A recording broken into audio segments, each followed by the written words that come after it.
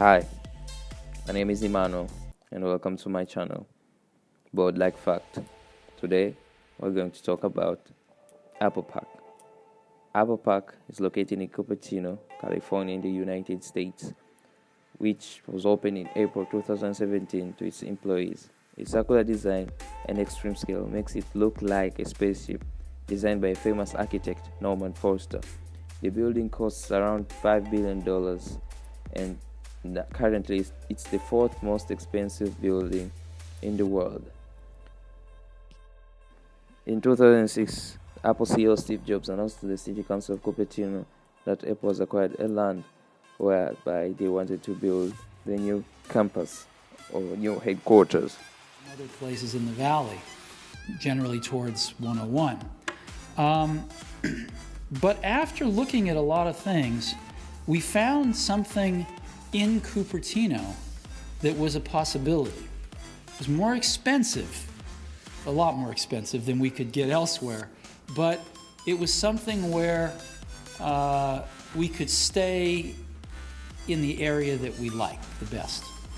And so we've actually gone ahead and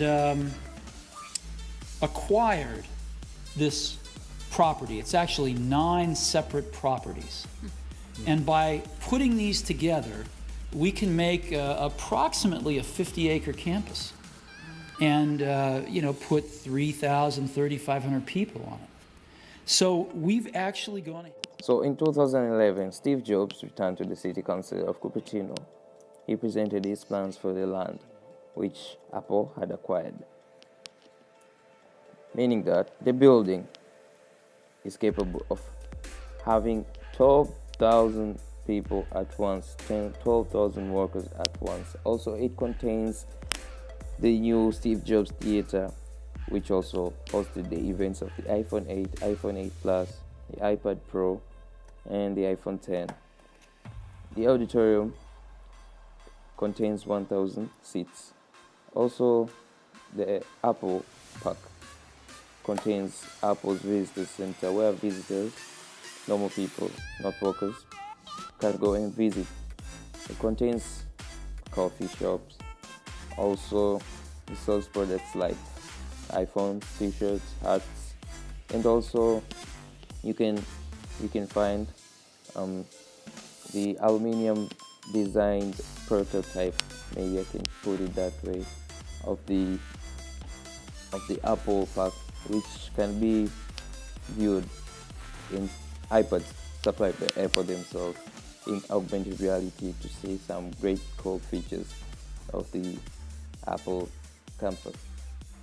Cafe where you can buy coffee. There's an area to buy devices like the iPhone 10. You can buy t-shirts, baseball hats. You can also look at what the campus looks like inside using the special AR iPad table contraption to see areas that we won't actually get to see. Let's go take a look.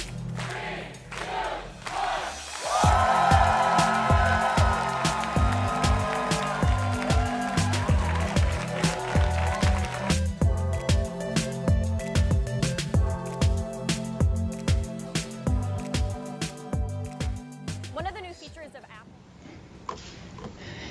Apple's growing like a weed. And as you know, we've always been in Cupertino. Started in a little office park and eventually got the buildings we are in now at the corner of Deanza and 280. But we've, and those buildings hold maybe 2,600 people, 2,800 people. But we've got almost 12,000 people in the area. So we're renting buildings, not very good buildings either, at an ever greater radius from our campus. And we're putting people in those. And it's clear that we need to build a new campus. So we're just out of space. And that doesn't mean we don't need the one we've got. We do need it. But we need another one to augment it. Adjacent property.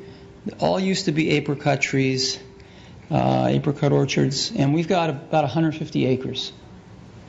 And we would like to put a new campus on that so that we can stay in Cupertino And we've hired some great architects to work with, some of the best in the world, I think.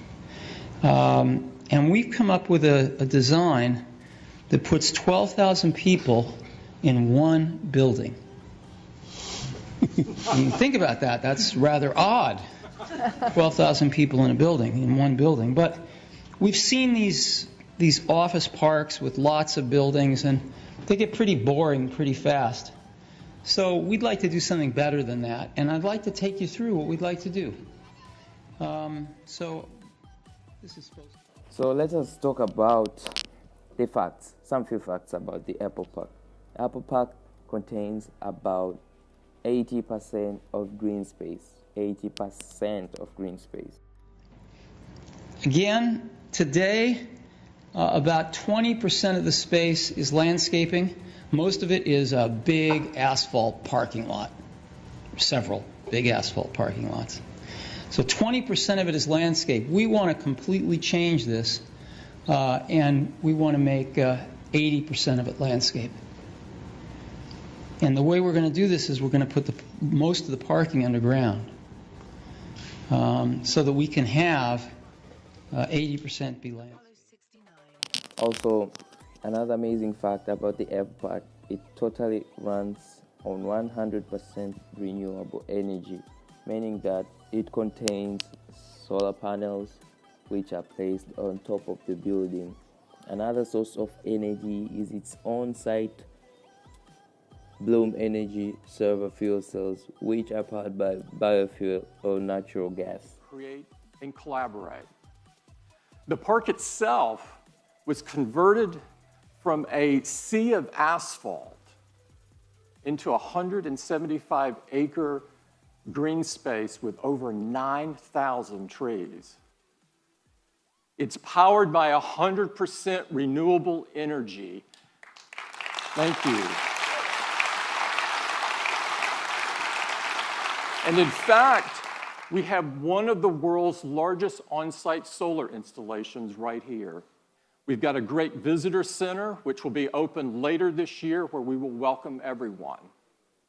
And inside the visitor center, you'll find an incredible augmented reality experience where you can learn more about Apple Park, its design, and its innovations. You'll also... So with these kind of facts, the whole site is one of the most energy efficient buildings in the world.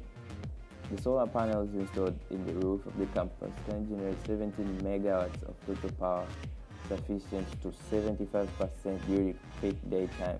So the Bloom Energy server produces the other 4 megawatts. So this actually makes Apple to achieve a goal that to not increase any kind of green gas emissions, something which we have to acknowledge and praise Apple for conserving the environment and keeping it more clean.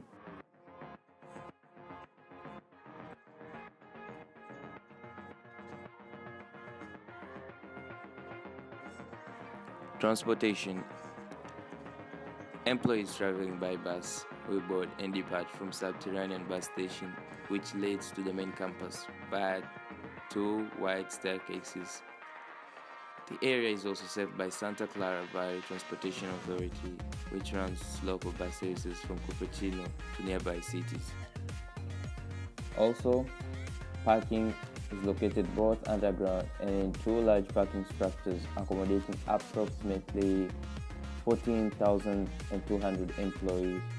Cupertino regulations require a minimum of 11,000 parking spaces, 700 of which have electric vehicle charging stations. There are 2,000 parking spaces in subterranean parking garage. The parking is managed by sensors and apps which manage traffic and parking spaces. Also, there are around 1,000 bikes on the campus for employees to get around, with miles of cycling and jogging trails all over the 175-acre campus. There are an additional 2,000 bicycle parking spaces in the subterranean car parking garage.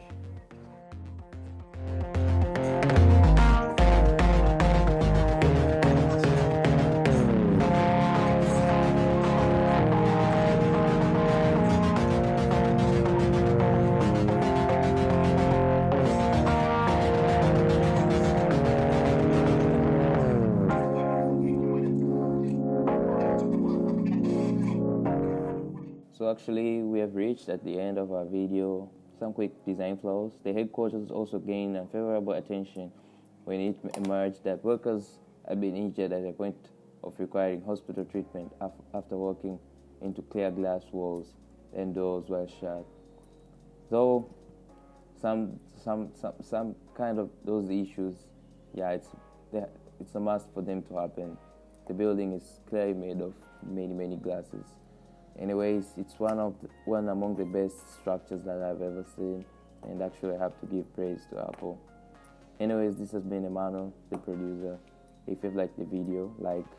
Also, you can share to friends and subscribe for another great contents coming in the coming days.